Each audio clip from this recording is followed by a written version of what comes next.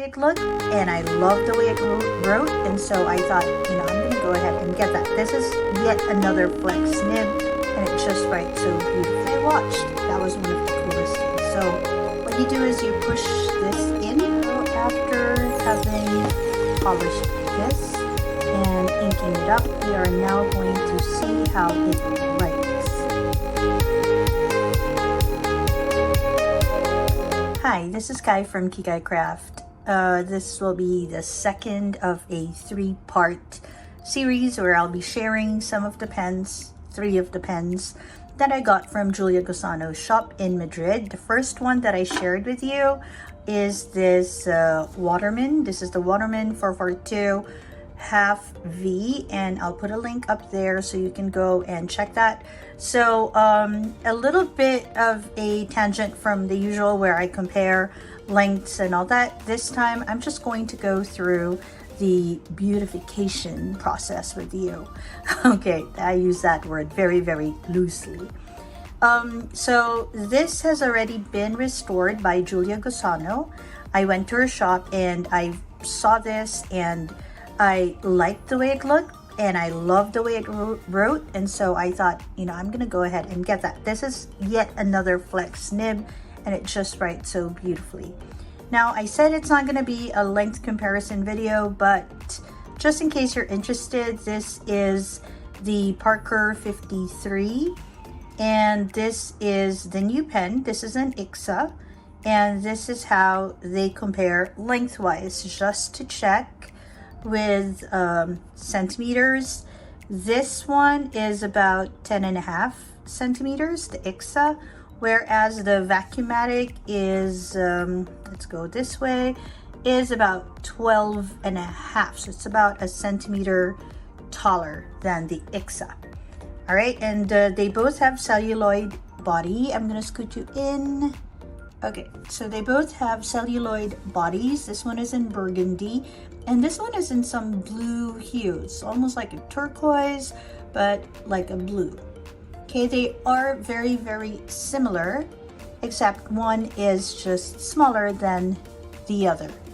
Okay, so that's how they look in comparison to each other. And it's not going to be about this. This video is about this one. So this is an ICSA. ICSA is a Spain-based fountain pen maker. ICSA stands for Industrias Cervantes Sociedad Anónima, which means basically like limited or like foundation. And it was founded, the company was founded sometime in 1949. So it's a post-war fountain pen maker. They didn't have quite a number then because of economic issues. They couldn't import, and so they started making their own fountain pens, or restarted making their own fountain pens. And ICSA was one of those. It was founded by 2 brothers plus another investor. All of them, of course, decided to set it up or establish the company in Spain, and they made these fountain pens with the celluloid body and 14 karat gold nibs between 1940, 1950, early 1950. Okay, so what we're gonna do today is I'm just gonna walk you through the design itself, and then we're gonna try and clean up these parts. I did that with the Waterman and it came out really nice, and so I thought I'd do it with this, and if it comes out really nice, I think I'm also going to polish the Vacuumatic. Okay, so when you get yourself an ICSA pen, it's going to be, well, this particular one, it's going to be this long as I showed you earlier. I'm giving a lot of information as much as I can because there aren't really a lot of information, especially in English, online. So I got some of the information through a Spanish website. So if you have more information, please leave me a link below. All right, so yep, celluloid body, and it has like gold trim on it. On the top finial, you can see the ICSA logo. Okay, and it is on a red, it's like overlaid on a red, can you see it? Like background. All right, it has 1 band on it. I think that's important because Through the years, they produced pens with different widths and different number of bands, and so this one would be like one of the earlier models. It has that hole, the breather hole. I talked about it a little bit in the Waterman video. That's to make sure that the ink doesn't flow out. Okay, so it's not to make sure that people don't choke on it, because that law was only instated in 1991, and since this pen is about 40 years younger than that law, it wasn't in effect yet when this happened. Now this pen, okay, also has the logo, the ICSA logo right there. It's a screw cap, so you screw the cap off, and inside you will see the nib. The nib is a number 2 nib. It has ICSA written on top. It has the ICSA logo. I'll scoot you back in.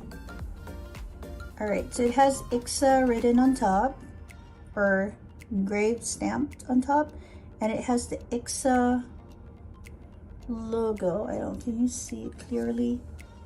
All right, and below that you'll see 14K and the number 2. There you go. All right, the breather hole on the nib is shaped in a circle, and it has like 2 lines on the side. Okay, this is how it looks in the feed area. It's actually quite similar to the Vacuumatic, except the Vacuumatic has some sort of fins going for it. This one does not have fins. And it is a push, like a push button mechanism. That's what it has. So what you do is you screw off the bottom part of the pen, and there is a button there that you can push to push ink out and draw water in if you want to clean it. So we're going to do that first. We're going to go ahead, I'll scoot you out. We're going to go ahead and clean the inside of the pen. I don't really need to do it much. I'm more likely going to clean the nib because Julia went and changed the sack inside as I watched. That was one of the coolest things. So what you do is you push this in. Okay, it's quite it's not loose, it's quite tight there. So there's only a little bit of ink because there was ink in the nib, but the sack itself is clean, so you won't see a lot of blue coming out. Because, yeah, like I said, we're just cleaning the nib, basically. So whenever you need to clean your pens, you'll need a rag to make sure that your space is doesn't get wet, and you need a clean jar of water, and you need some tissue to sort of just wipe it. I'm using a kitchen towel, and it's lovely because you can reuse it many times, and it's super absorbent as well. So I'm just gonna go ahead and do that, maybe just a little bit more. And you need to kind of wait for it to suck the water or the ink in. Okay, I think that's good enough.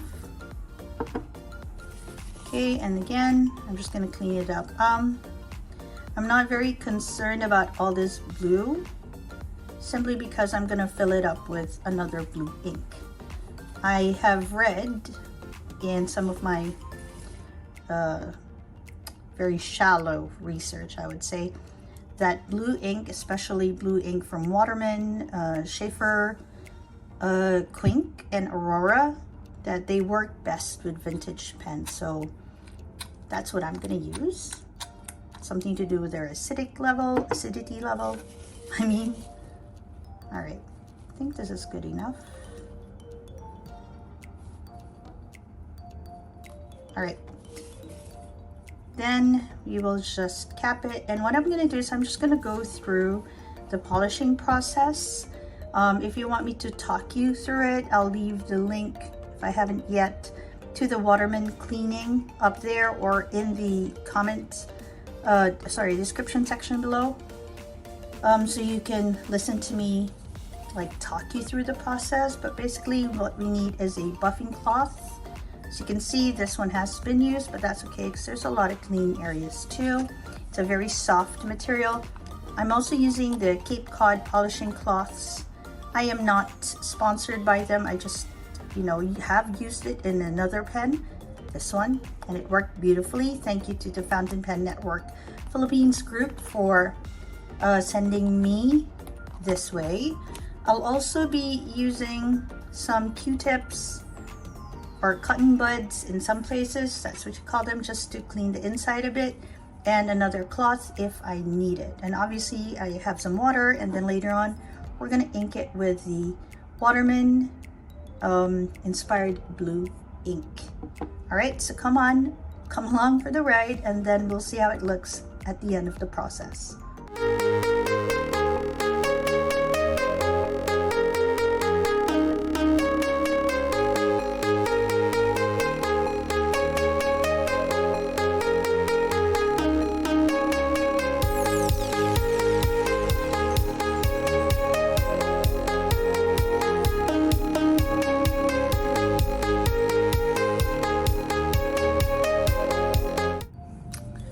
Alright, so this is how it looks now with it buffed. This is how it looked before it was buffed. Now I'm going to polish this part. I don't know, can you see it? I'm gonna polish, this part as well. You can see there's a big difference already. Oops. There's a big difference already. This is more like orange. I know it's not exactly the same hue, but you can see like there's some sort of film over, which it doesn't have here anymore. So that's what we're going to do with this band now. Alright, so after you apply the Cape Cod cloth and buff it up a bit, it is now much shinier. Okay, so I'm just gonna go ahead and clean this cap just a bit more. Then I'm going to, then I'm going to go ahead and, where is that? Buff it just a little bit more. So how am I gonna clean the cap? I just wanna make sure the inside is clean as well. So I'm just gonna get a little bit of water, drop it in, shake it a little bit, and watch the water that comes out. Okay, it's a little inky, so I'm just gonna do that a number more times.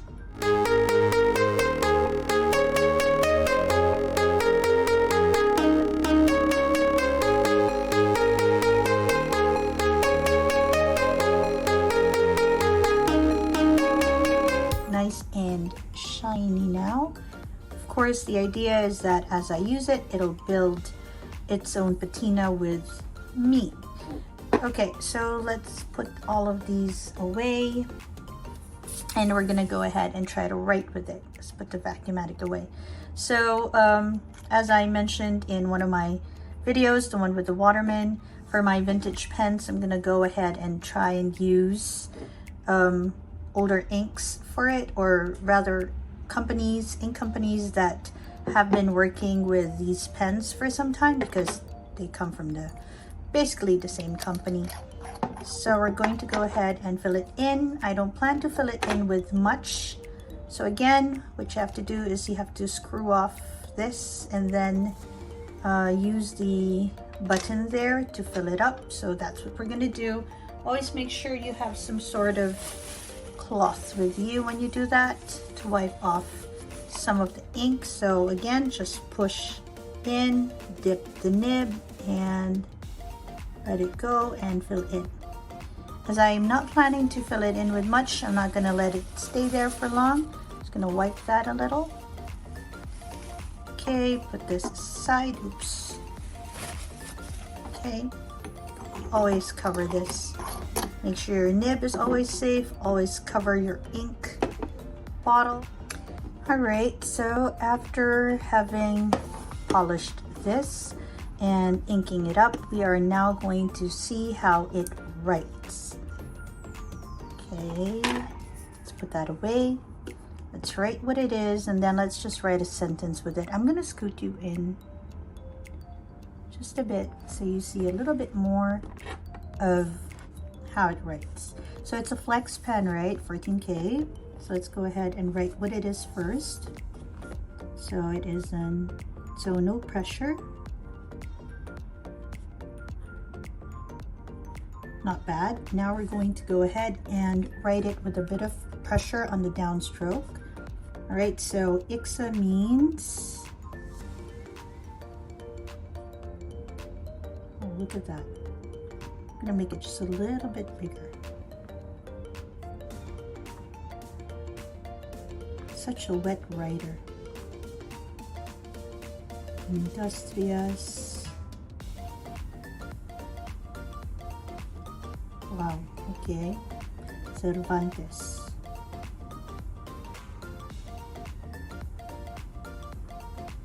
Not bad at all.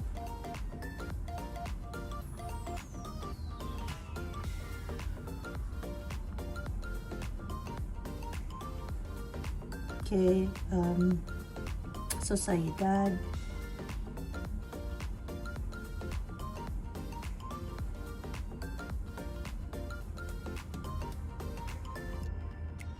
Quite thick lines on the downstroke.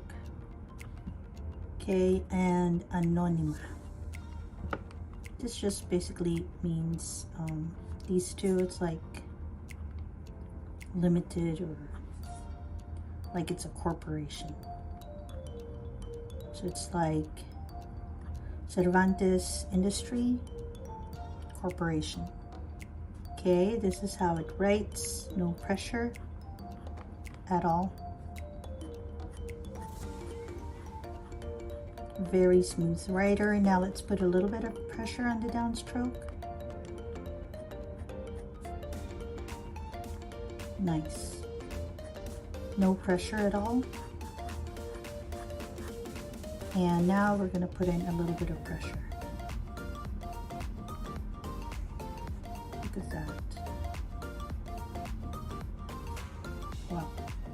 Okay, just to compare, since I already have it inked, we're going to get our, well, okay, forgot the first rule, always have it upright. We're going to get our Waterman and just try to write with this. Okay. No pressure. They're using the same ink. Okay, let's go ahead and write that it is a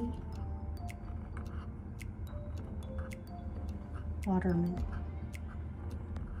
This one feels a little stiffer, but I don't know. I feel like it's giving like what do you call it? Crisper lines. Okay, let's just do this part. No pressure. Some pressure.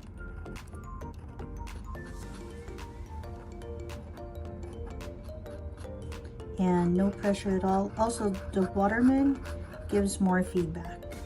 And some pressure on the downstroke.